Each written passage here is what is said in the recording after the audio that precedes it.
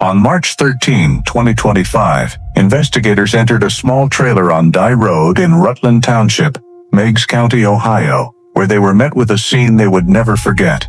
Lying face down on a bed was the body of a 28-year-old woman. She was completely naked.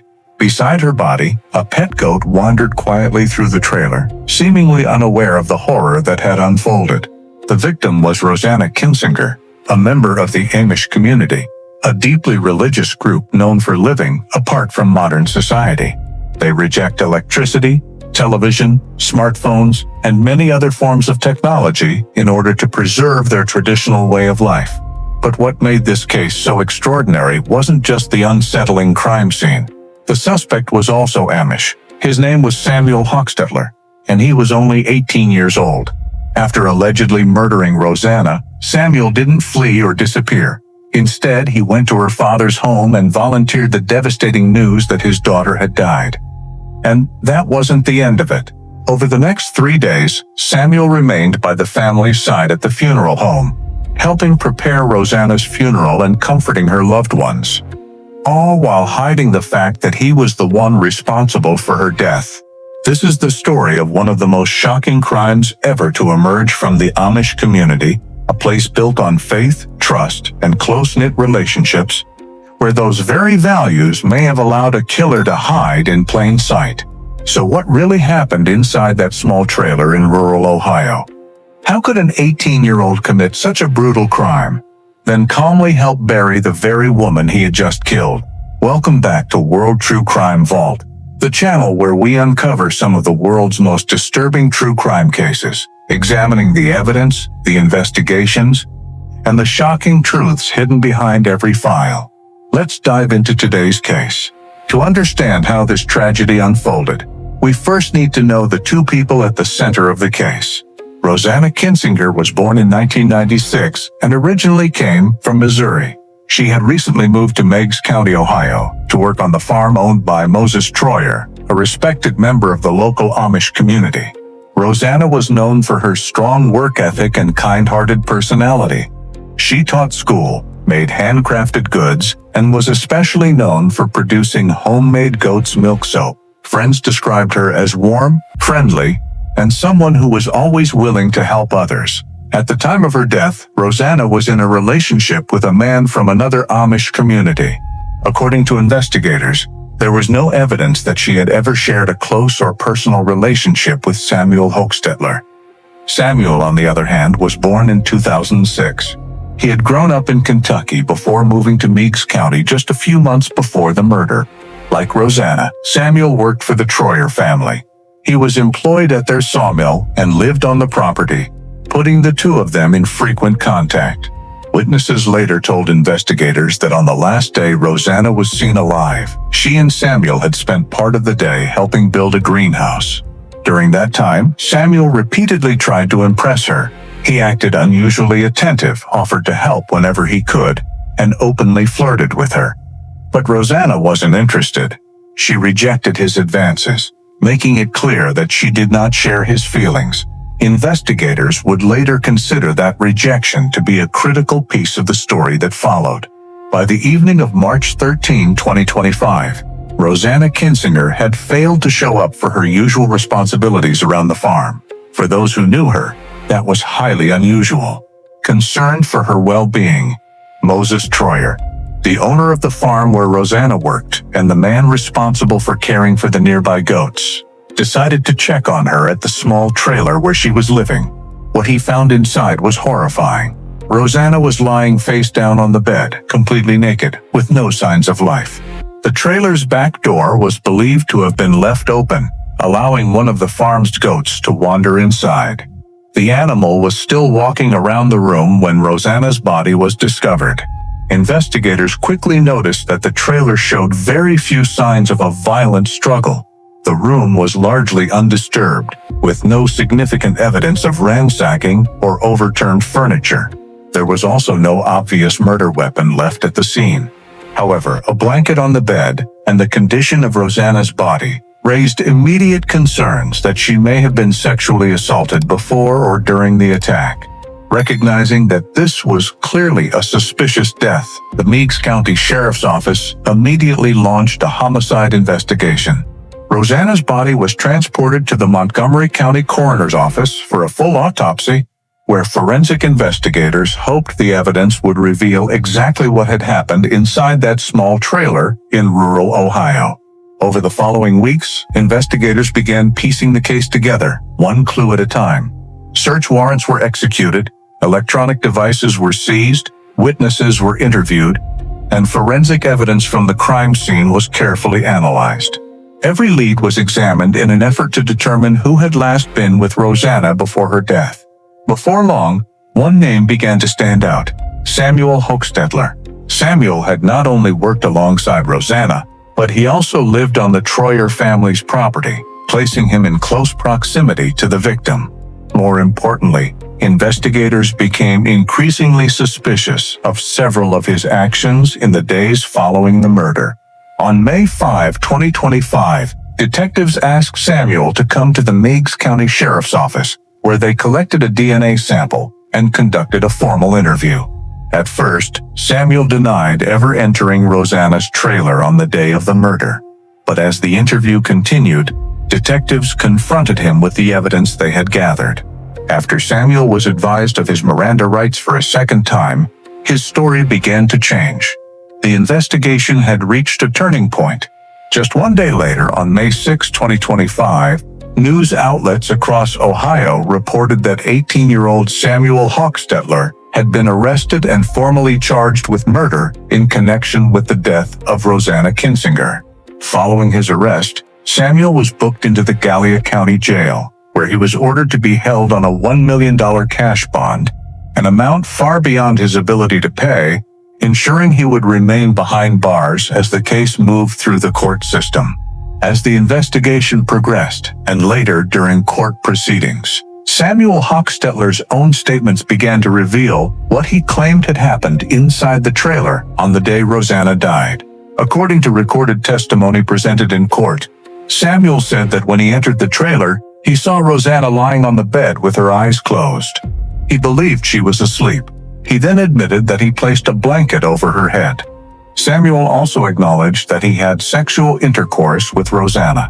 However, because of his limited English vocabulary and the way he had been raised within the Amish community, he never used the words sex or sexual intercourse. Instead, he repeatedly described the act as breeding, a term he appeared to associate with reproduction.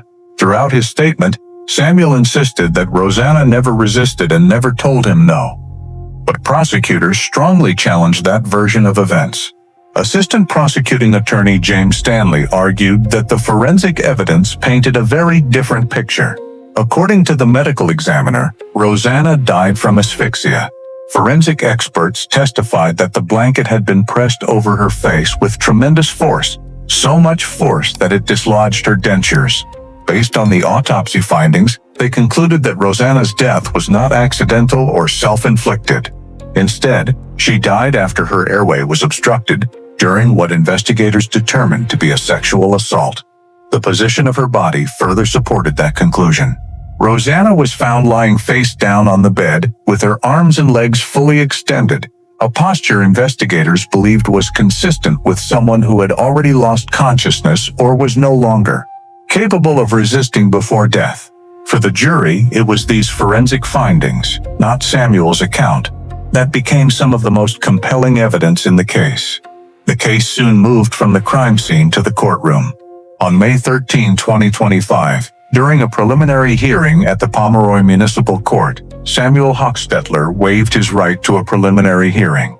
As a result, the case was bound over to a grand jury, where prosecutors pursued charges of aggravated murder, rape, and kidnapping. But as the prosecution prepared for trial, a new legal battle emerged, one that had nothing to do with the physical evidence. Instead, it centered on Samuel's own confession. Defense attorneys argued that Samuel had been raised in an Amish community, where Pennsylvania Dutch was his primary language. He had limited exposure to English, little formal education outside the Amish school system, and virtually no familiarity with the American criminal justice system. Because of those circumstances, The defense claimed Samuel may never have fully understood the Miranda warnings that detectives read to him before questioning. On January 15, 2026, Judge Linda Warner agreed, at least in part. She ruled that significant portions of Samuel's statements to investigators would be suppressed, finding there was substantial reason to question whether he had knowingly and intelligently waived his constitutional rights before speaking with detectives. For the prosecution, it was a setback, but it wasn't enough to stop the case. Despite the suppression ruling, prosecutors still had powerful forensic evidence and additional admissible evidence linking Samuel to the crime. Then, on July 24, 2026, the case reached its conclusion. Faced with the remaining evidence against him, Samuel Hochstetler entered a negotiated guilty plea to aggravated murder, bringing an end to months of legal proceedings without the need for a full trial. Judge Linda Warner sentenced him to life in prison with the possibility of parole after 25 years. If he is ever released, he will also be required to register as a sex offender for the rest of his life. But perhaps the most haunting part of this case wasn't the way Rosanna Kinsinger died. It was what happened afterward. According to prosecutors, shortly after killing Rosanna, Samuel Hochstetler volunteered to deliver the devastating news to her father, informing him that his daughter had been found dead. And he didn't stop there. Over the next 3 days, Samuel remained by the family's side, helping prepare Rosanna's funeral and assisting with arrangements at the funeral home. He was there on Friday night, he was there on Saturday, and he was there again on Sunday. All the while, no one knew that the young man comforting the grieving family was the very person prosecutors said had taken Rosanna's life. Assistant Prosecuting Attorney James Stanley later described Samuel's behavior as one of the cruelest acts imaginable. For Rosanna's family, the realization was almost unbearable. During the darkest days of their lives, they had welcomed the alleged killer into their home, accepted his help, and mourned their daughter alongside him, never realizing who he really was. It wasn't just a betrayal of one family. For many within the Amish community, it was a betrayal of the trust, faith, and compassion that had long defined their way of life. The murder of Rosanna Kinsinger sent shockwaves through the Amish community of Meigs County. For generations, the community had been built on trust, faith, and close personal relationships. Most Amish families live quiet, secluded lives, often relying on one another rather than outside institutions.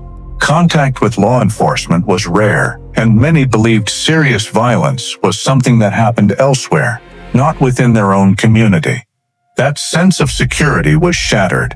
The realization that the man responsible for Rosanna's death had continued living among them for days after the murder, and had even stood beside her grieving family during the funeral, left many community members devastated. Following the sentencing, Meigs County Sheriff Scott Fitch acknowledged that no legal outcome could truly erase the family's loss. He said that while no court proceeding could heal the pain caused by Rosanna's murder, he hoped Samuel's guilty plea and the sentence imposed would provide at least some measure of justice and bring a degree of closure to those who loved her. The case also raised broader questions about how law enforcement interacts with Amish communities. Samuel Hochstetler's defense argued that his limited English proficiency and Amish upbringing affected his understanding of the Miranda warnings, a claim that ultimately led the court to suppress portions of his statements. For investigators, prosecutors, and legal experts alike, the case became a reminder that effective policing requires more than simply following legal procedures. It also demands an understanding of language, culture, and whether a suspect truly comprehends the rights being explained to them. The murder of Rosanna Kinsinger was more than a tragic homicide. It exposed the difficult intersection of justice, culture, and faith, and showed how even the most close-knit communities are not immune to unimaginable violence. Rosanna Kinsinger was only 28 years old. She was a teacher, a skilled craftswoman, and a woman who had chosen a quiet, simple life within the Amish community. Those who knew her remembered her for her kindness, her dedication, and the positive impact she had on the people around her. Samuel Hochstetler was just 18 years old when he committed the crime. He will now spend the rest of his life in prison, with the possibility of parole only after serving 25 years. Under Ohio law, the case has reached its legal conclusion. But for Rosanna's family, no sentence can truly erase the grief of losing a daughter, a loved one, and a member of their community in such a devastating way. Perhaps the most disturbing part of this case isn't just the crime itself. It's the fact that, after taking Rosanna's life, Samuel stood beside her grieving family, helped prepare her funeral, and comforted those who had no idea they were mourning alongside the man responsible for her death. It's a detail that continues to haunt everyone who has followed this case. What are your thoughts on Samuel Hochstetler's actions after the murder? Do you believe they reflected guilt, manipulation, or something else entirely? Share your thoughts in the comments below. I'd love to hear your perspective. If you found this case informative, please consider liking the video and subscribing to World True Crime Vault for more in-depth true crime documentaries based on real investigations and court records.